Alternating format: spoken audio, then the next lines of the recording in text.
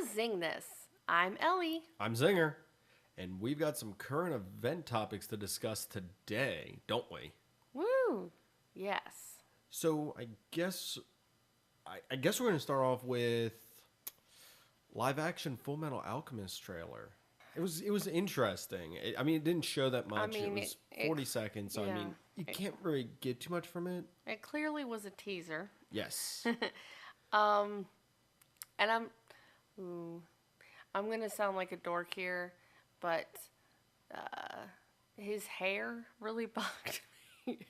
I just was bugged that you didn't get to see his face. Well, I know. They did a really good job of hiding it, but they got the iconic, Yeah. From what you could see of the armor, it looked like the armor. You saw the gloves and You saw the red jacket. So Yeah. they had stuff there. So at least they're keeping it anime accurate in that regards. I guess we're gonna have to wait to see more on that.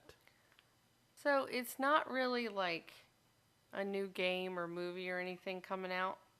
But have you ever heard of the different companies that do the escape rooms? Escape. Oh, you mean like those rooms that you go into and you gotta work as a group with people? Yeah, it's usually a group of people that you work to have to try to solve some kind of, whatever it is to be able to escape the room. Yeah. Not Saw like puzzle solving to where it's in the kidney of the person over there situation. It's more of you got to piece together a mystery within the room, right? Yeah, and there's always a time limit. It's usually 60 minutes. Mm-hmm. But there is going to be, for all you Legend of Zelda fans, there's actually going to be a tour through a company called Scrap, working with Nintendo, and they're going to do a Zelda-themed escape rooms coming to various big cities across the United States. That sounds interesting. I know. I wish we lived near one of them. It would be kind of cool to do. Womp womp. I know. But yeah, so that's kind of cool. I think that's neat. So I actually stumbled across some interesting news on actually a topic we discussed a few weeks ago. Video games that get made into movies. Yeah. I stumbled across the fact that I did not know this. They're making a new Mortal Kombat movie. Oh, cool. Or rebooting it. Was not aware of this, but they found a director. His name is Simon... How did you say that you think you pronounced it? Simon McCoy? McCoy? Sure. He's best known for directing commercials. There was a few video game ones, apparently a Land Rover one that he's done. With that being said... so it'll be as good as the originals? When you have Mortal Kombat Annihilation, the bar's set so low that you just have to avoid tripping over it. Even though I have watched it several times. Oh, we all have. And in other current event news, there has been a new casting in the new Star Wars movie. It seems like this is a weekly thing. We love Star Wars. Do you know who Emilia Clarke is? Khaleesi. Yes, Khaleesi. So, once again, it's the Han Solo movie she's been cast for, correct? Yes. The Han Solo movie. I love the sound of that. It is interesting. I don't think there's been any speculation on what character she could play, considering it probably might be a character just made for the movie. So, Who knows? Once again, it seems like every week there's new people that are being cast for upcoming Star Wars stuff. So that is interesting, and that will, of course, lead into a topic that we'll be discussing later on in this podcast.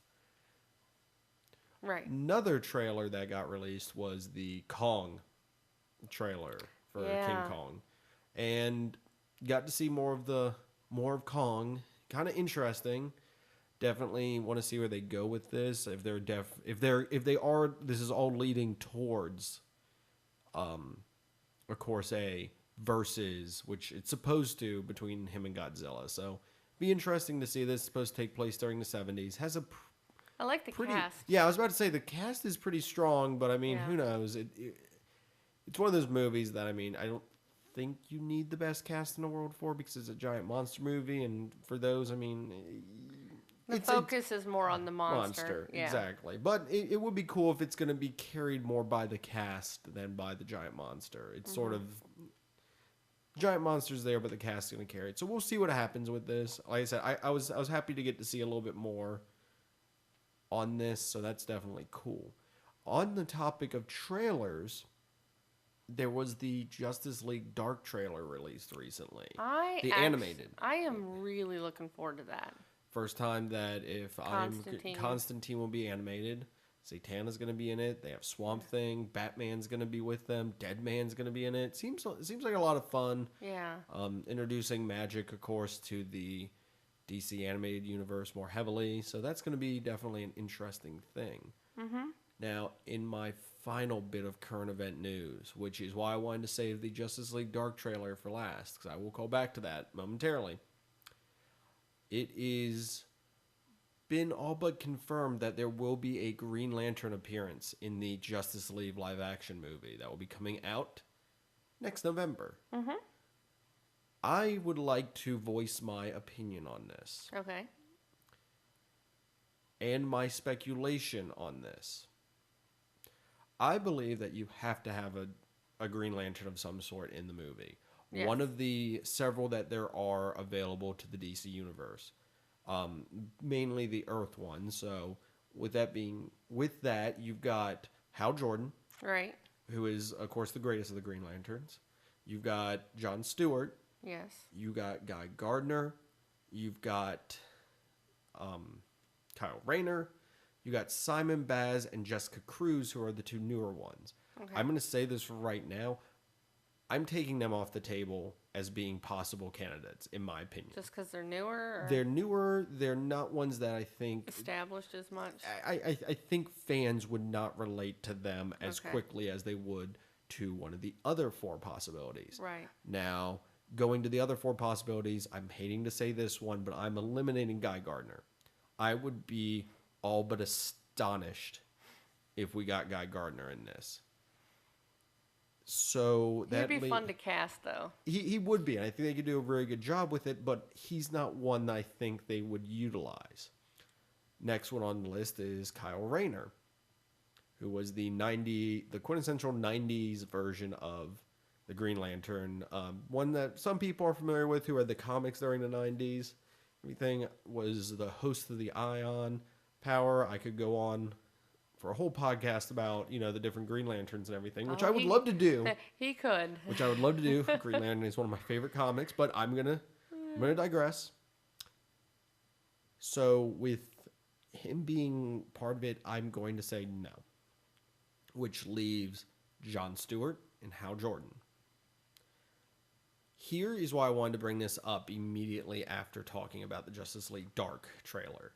And like I said, I'm getting real speculative here, so hang on, because this roller coaster is about to hit into high gear. Jon Stewart was shown as the Green Lantern that will be featured in the Justice League Dark animated movie. Yes. I find this interesting because it's always been Hal Jordan in the animated ones for the most part prior to this. So it's very interesting that they would all of a sudden switch to Jon Stewart. I mean, the six of them are kind of an interchangeable group of people that you can just drop in. I need a Green Lantern. Which one's available for this, this, or this reason? Drop them in. But I think it's interesting that he'll be in this one, and that they've just announced there will be a Green Lantern in a live action one. Also, Jon Stewart is the one that most people are familiar with thanks to the Justice League animated series and the Justice League Unlimited animated series. So that's why I want to say he will more than likely be the one that will be in the movie. That makes sense.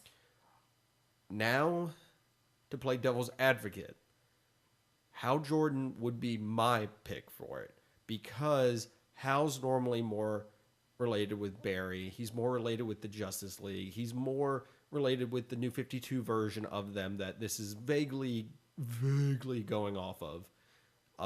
So he would be a great fit. The only problem is I'm wondering if DC is still trying to distance themselves from the fiasco that was the Ryan Reynolds Green Lantern movie some years back.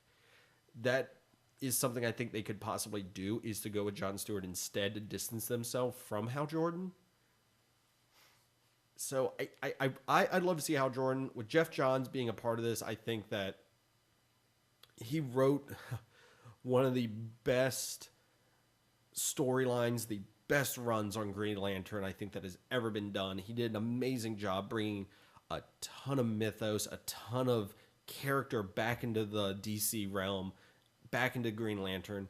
So I'm just wondering if, since he's going to be part of this, if he will put Hal in or if he'll rely on Jon Stewart more. There's the other possibility. There could be two of them appearing, or it could be Kilowog, or it could be Tomar Ray. It could be just some Lantern that has not. It could be Sinestro as a Green Lantern. We don't know, and that's the thing. There's a lot of possibilities, but my guess, I would say Jon Stewart. With my head, my head says Jon Stewart. My heart says Hal Jordan. Yeah, I think it would be overkill if they had two of them, honestly. If they had two of them, I think one would be the main one, the other one would sort of cameo in there. Or it could even be a cameo, too. That's the other thing. Yeah. We might be reading too much into this, and it might just be a passing, you see them in the background, or they kind of show up at the end, or, they mention them, and there's some flashback to it, or there's some flash forward, or who knows. Yeah, I don't think, well, you never know. I don't think it's going to be a big part of it. I think it'll be more of a kind of a mention or a here and there to maybe set up for a reboot. Or they could show up at the end for the big fight, because since it's on a more Earth-set stake scale, then they could show up because Earth-sets. Right. The Earth's on the line in this fight. So that's a possibility. Like I said, I love Green Lantern. I really want them to do a good job with it at some point in the movies. I think they can. I just think they have to have the right formula there, because the Green Lanterns have some interesting stories. They have an amazing, amazing mythos that I think the DC universe cinematically could benefit from drastically. But once again, who knows? We'll see what happens. Right, yeah. So I guess we're going to now jump to the main topic of today, which is on the Rogue One movie.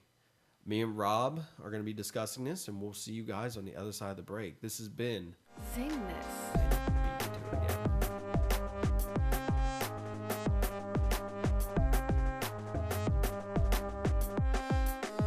Welcome back. So today's topic is, with the new Star Wars Rogue One coming out, this is the first kind of expansion of the Star Wars franchise movie. We're strictly speaking of movies. You have, of course, the prequel trilogy, the original trilogy, and now you have episodes, and then you have episode 7, and now you have Rogue One, a Star Wars story. I've got Rob with me. Hello. Yeah.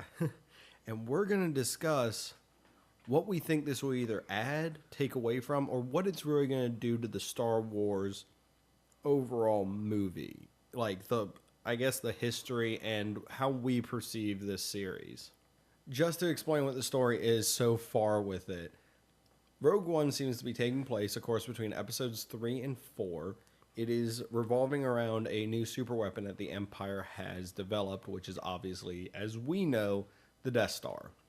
So it's about them trying to steal the plans, find some weakness, a ragtag group of rebels trying to, work within this. And this is, assuming, takes place very close to the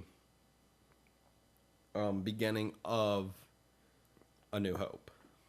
So I guess let's open it up to our thoughts on it. Rob, what do you think of this being, we haven't seen it, of course. We've just seen trailers and kind of read some stuff, but we're not including any of the comics really in this. We're just no comics, no TV shows. Strictly speaking, Star Wars movies. What is this going to do to the series or to the franchise? Well, I, for one, am really excited. The trailers look amazing, and I think this is the beginning of something great. Um, no one wants to get to the last Star Wars movie and be like, all right, well that's it. Like, we want to see Star Wars movies get made forever. I think like part of the reason let's be honest, when Episode 1 came out, it was huge. And that was just because finally we've got more Star Wars. First time in years, too. Yeah. So, The Force Awakens was cool. But I think with the episodes of Star Wars, Force Awakens being Episode 7, like, they are kind of sacred and they need to be, like, very central to the story. With things like Rogue One, you can take some... The upcoming Han Solo movie. Anything you do... That's a movie that's kind of a Star Wars story. Yeah. That takes place in the universe and expands it. I think that's what it's doing, and I think that's the great part of it, is it's going to expand the universe, and it's not going to really step on any toes by doing it. Yeah, they can take some chances. If someone has an obscure idea, they can try it and see if it works. And I like that. I like the fact that they're obviously doing homages to the original trilogy, with, you see AT-ATs, you see Death Stars, you see the Death Star, you see Star Destroyers, you see TIE Fighters, you see X-Wings, you see a lot of stuff that you're used to seeing, and that's cool because it's expanding that world. It's making it feel more lived in. It's also tackling a very interesting point in the Star Wars mythos, the bridging of one trilogy to the next. And that's a very interesting thing that I'm excited to see, because this time frame is very interesting. I think Vader's going to be interesting to see how involved he is in it, because this is also the Vader that's, technically the tyrant, the enforcer of the Emperor. Get to see Vader be a bad guy again. And that's something I want. That's something I'd like to see. His whole, character arc from Empire into Jedi is amazing, and it's well deserved, but I like an Empire where he's sitting there and someone fails him, and they're scared to go be near or around him because they know they're probably going to die or get choked for a little bit. So that's cool, because that's a Vader that, seems like this imposing force that you don't want to mess with.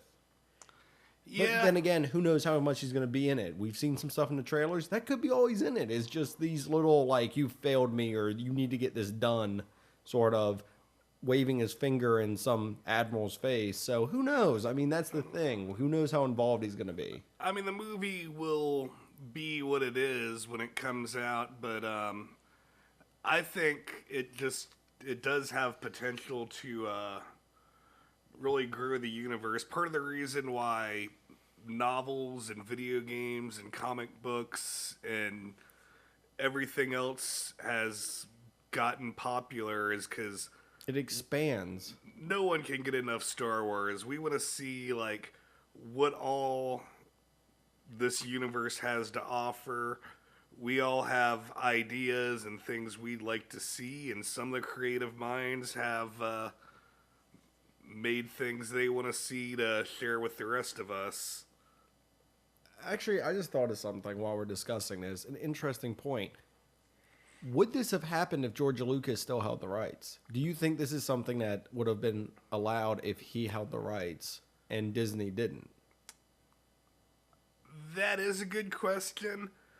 He was open enough to give the rights to Disney, so maybe.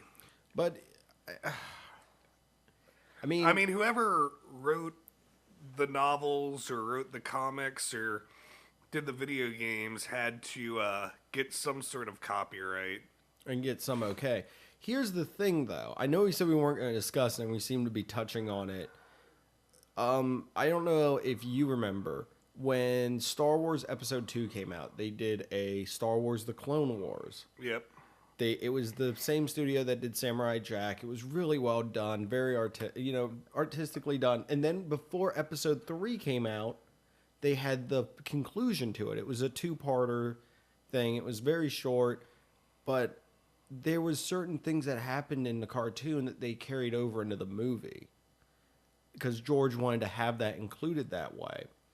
Like Shakti being, she was originally supposed to be captured by Grievous and on the ship with Grievous, and he was supposed to kill her. That didn't happen because of the cartoon showing that she was left on Coruscant during that point. I will tell you this right now. I know for a fact that, there's been a lot of stuff that's been wiped from continuity. It upset me that those were considered non-canon after the Star Wars Clone Wars TV series came out. Those were considered non-canon, but I'm like, they were canon. So what's canon, what's not? And I know that they've done a ton of changing recently to where, there's the comics that are canon now. These books aren't canon. Obviously, anything after Episode 6 isn't canon now that was out before Episode 7 came out. So that's the thing. It's kind of, I think George not having control over it might help, because who's to say that this movie got made in a few years, they want to change up stuff and they go, oh, by the way, that's not canon. So I think it's in better hands now because they're trying to do a better job with the franchise and with the continuity than they did before.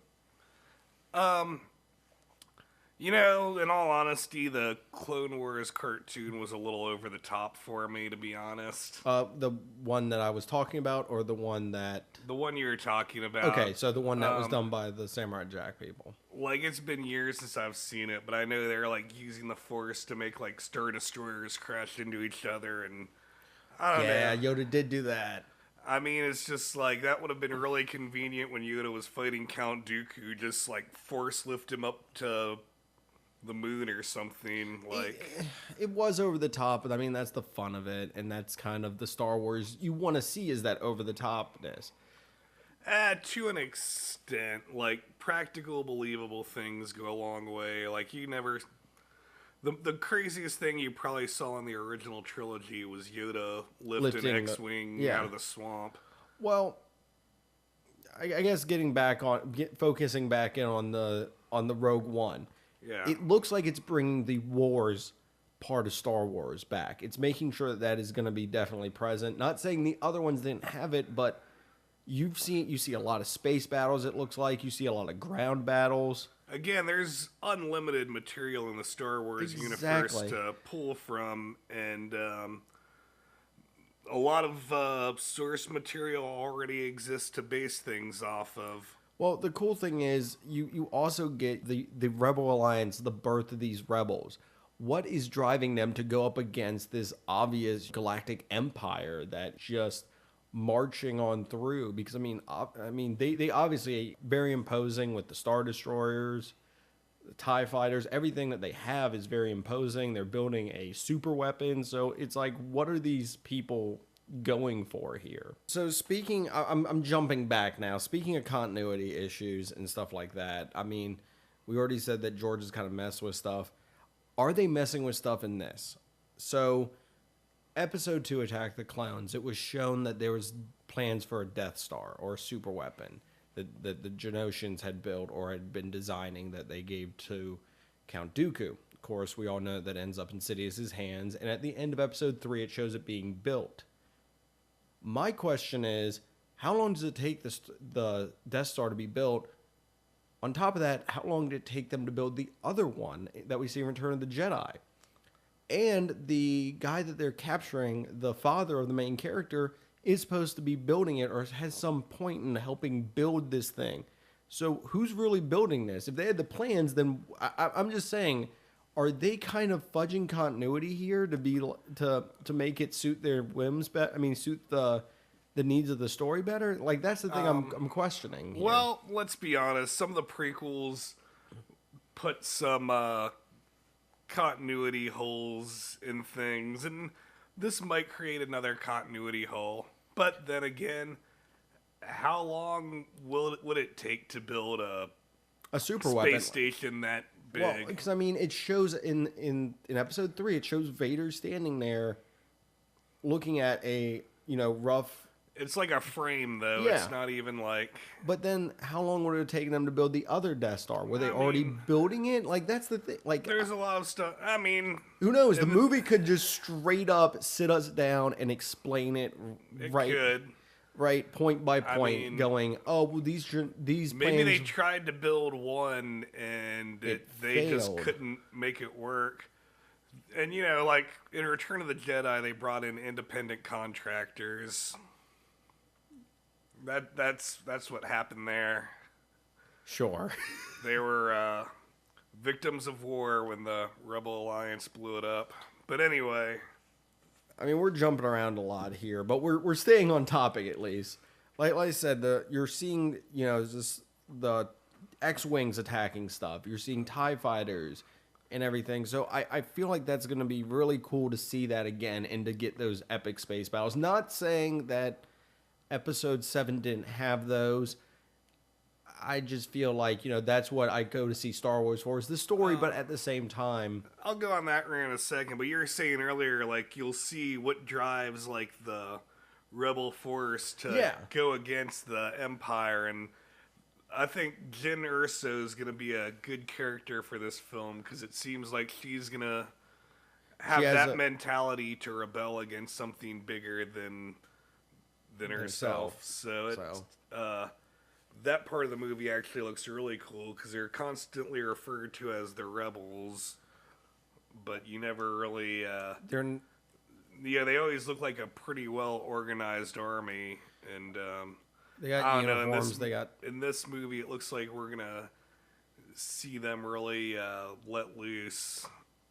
Another interesting thing I've seen in the trailers is there seems to be this warrior guy, the guy who looks like he's blind, has the bow staff, speaks about the Force. My thing that kind of interests me in the Star Wars universe, if I want to... Is it still Metachlorians? No, I topic for another day. Rage-filled topic for another day. Rage and anger, another day.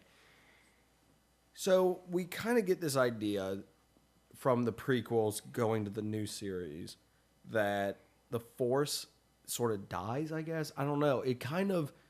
So Vader's the only one that really utilized Vader and Luke are the only one that really utilized the Force. So you're telling me that, you had these academies for Jedi. A Jedi being born left and right, Force-sensitive people who just magically just weren't Force-sensitive anymore? Or is it something that you have to teach? It's not something you can learn on your own. That's something I'm interested in for the movies to explain. I'm sure that there is comics or novels out there that explain that, but I'd like to know, this guy obviously has some kind of Force sensitivity. What's happening to all these kids that are born that are also Force sensitive? Is Vader going around offing these kids too? See, I heard someone offer a different suggestion that maybe the guy can't use the Force at all, but he recognizes it as a power. And see, that's the thing. I'm just wondering, does he not? Like, it's kind of what happens to the Force in between the two trilogies. Yeah. Does it just magically go away, or is it something that is still there? It needs to be tapped into again by people, and just nobody knows how to, but Luke, Vader, Yoda, Obi-Wan. Like, I don't know. It just seems like it's kind of odd to have that be omitted from the universe. That's an interesting question. I don't know. George Lucas, I doubt he thought into that when he made these movies, but I'm resisting it, but I'm going to get into something real quick. Another thing that bothers me a lot is you go from the prequels to the original trilogy. During the scene on the Death Star, there's several of the commanding officers talking, and the one starts to get smart with Vader, going, your sorcerer's ways, It's an ancient religion. Yeah, it's an ancient religion, blah, blah, blah, blah, blah. That happened like 20 years ago. Like, it just baffles my mind that guy was obviously alive during that time, lived through the Clone Wars, knew that there was armies of Jedi, but yet he's sitting there mocking somebody who is obviously a Jedi. I mean, I think people obviously acknowledge time different in the Star Wars universe, because in Force Awakens, Rey says, like, Luke Skywalker, I thought he was a myth, and, like, it all happened, like, 20 years ago at that point, well, too. I think that's a longer time gap, but it's one of those... Does everyone just get amnesia during the Star Wars? Like, Han Solo says, like, he didn't believe in the Force, but then he did. So... Han Solo's another good one. It's like... I mean, Vader's choking people, though, so why wouldn't you believe in it? Well, here's another thought I just had. But in all honesty, that's probably just a plot hole. It's right up there with Leia. Do you remember your mother? Yes, she died when I was very young. like being born. 5 minutes after Leia was born, she was very young. It still works in continuity. Sure. So another thing that could be happening is the Empire could be suppressing all of that knowledge of what happened before the Empire was there. So that's, I mean, I'm trying to justify the prequels here. I'm doing the best I can with this. So I'm not defending them. I'm just justifying them for the sake of this discussion today on what I just said. So maybe they did a lot of, suppression of the knowledge that was around then. They don't really, teach it or, let it be that well known around the galaxy. But I'd like to think that it's an entire galaxy, so it'd be kind of hard for that to get washed away. Who knows? Maybe there'll be some explanation on that. Who knows? They might even explain it in this. I might be sitting here talking about this, and they give a perfectly reasonable explanation in Rogue One on why stuff is the way it is. They might. Though an explanation like that might be for one of the, episode 8 or episode 9. But another thing that I was going to throw out that makes me excited for Rogue One and other spin-off Star Wars movies is that I felt like when we watched Force Awakens, and I'm not the only person who's noticed this, the movie relied heavily on nostalgia. That goes without saying. But, it was almost like there was a checklist of things that they had to check off when they made the movie. Like, is there a scene with Han Solo in some strange bar? Check. Are there X-Wings? Check. Are there Star Destroyers? Check. Is there a desert planet? Check. Is there some loner on the planet destined for bigger things? Check.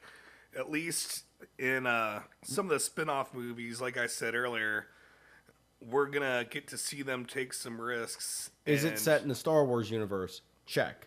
And that's all they need to check. And, they really don't have to, hit the nostalgia factors or make sure they included this. They can just make their own story that they want to tell. So, they can do a whole lot. Now, I know I'm going on these tirades about, I want some questions answered. I do realize that there is, the Star Wars Clone Wars series and Star Wars Rebels. I'll straight up admit this. I have not gotten a chance to see Rebels yet. I have no way of streaming it to the best of my knowledge to be able to watch it and everything. And I got such a hectic schedule that I don't have the time to, get in front of the TV when it's supposed to be on. I'd love to watch it. Maybe it does answer questions. I know it is in canon, that this is part of the canon. I haven't watched it myself. But as I said at the beginning of this, we're trying to stick to movie-only references and movie-only explanations. And if they want to base some of what they're going for off of other source material written by others, that's fine. Yeah, it is. It is. It's great to build that universe, because then I'd want to go out and read, maybe a comic. Try to find a way to watch this show. Doing spin-offs does ensure, we'll continuously get Star Wars, which is cool, because there's unlimited things that fans want to see. There's a lot of stories to tell. I mean, obviously, any background character in Star Wars has some backstory that everyone wants to dive into or wants to, have more on. I mean, I remember you could buy action figures of almost any character in the original trilogy, Even if it was somebody that you didn't even know their name. When they started writing books, they'd make sets for the popular book. I mean, there was a time period, you know, I'm a 90s kid. You'd go into Toys R Us and they'd have a huge Star Wars section. Shadows of the Empire. Shadows of the Empire. That was something that... Truth at Bakura. There's plenty of things. I mean, that's the thing. This is, I think, that the new generation's version of that. That this is being considered continuity. That this is but not... they get movies and we had to read. Yeah, they get movies. Exactly. I mean, I'm sure there... Like I said, I know there's comics put out by Marvel that do cover a lot of the stuff we're discussing.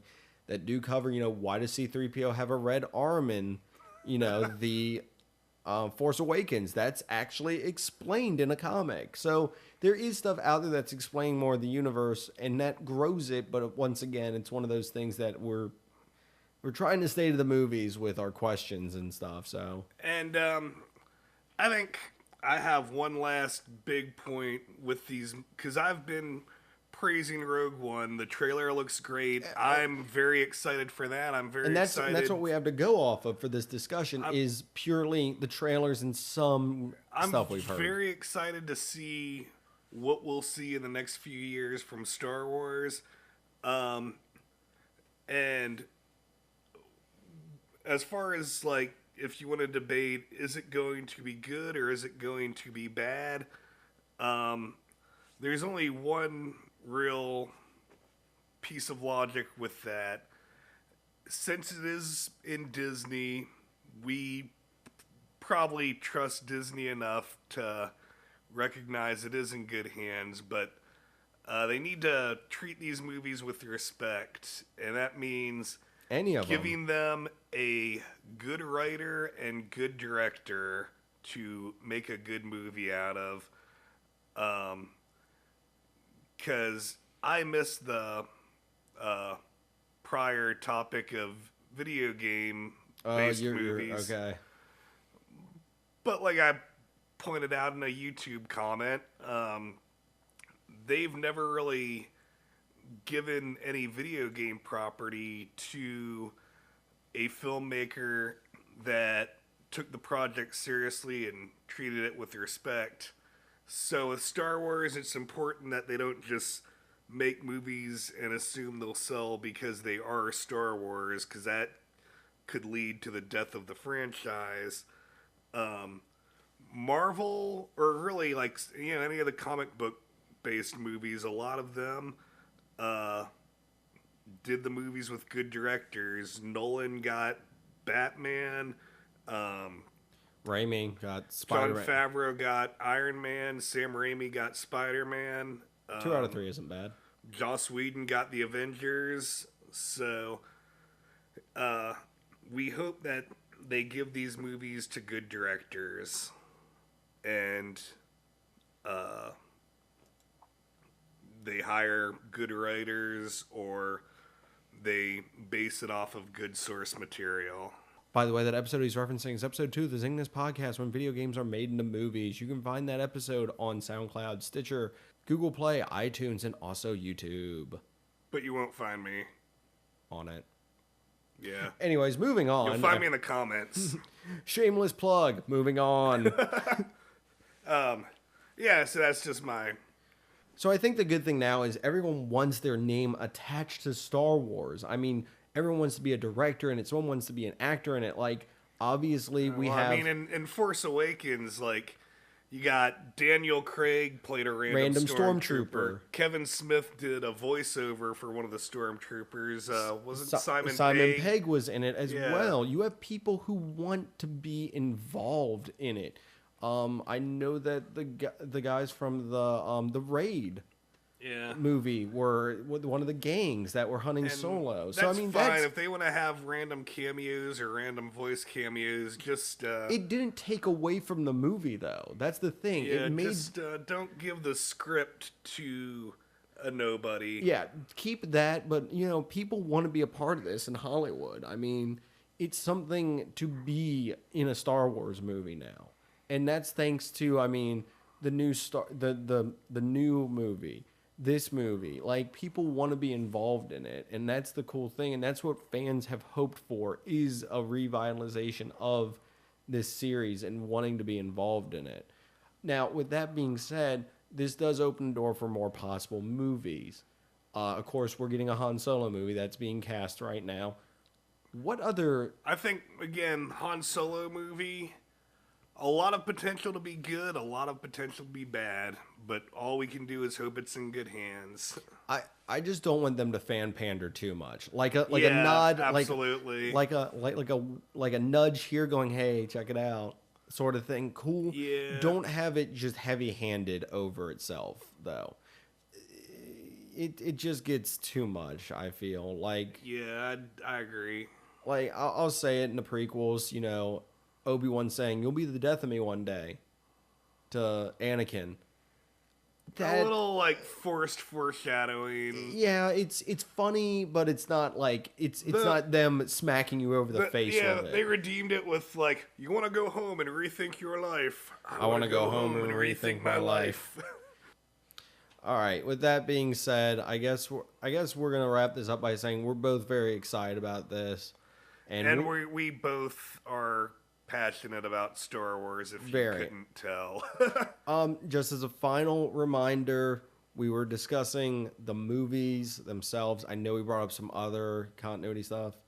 I know that the comics are covering stuff. I don't think either of us are completely up to date on those. So those being omitted from this, if there is stuff that does... If there's anyone that is up to date on the comics, because there's hundreds of Star Wars comics. And if there's something that we have mentioned that they've talked about in the comics, let us know in a very constructive way to be like, "Hey, check out this comic. They discuss this or they explain this." Because we'd love to know so we can expand our knowledge. Like I said, with that being said, we'll see you guys on the other side break. This has been Zeng This. And the Force be with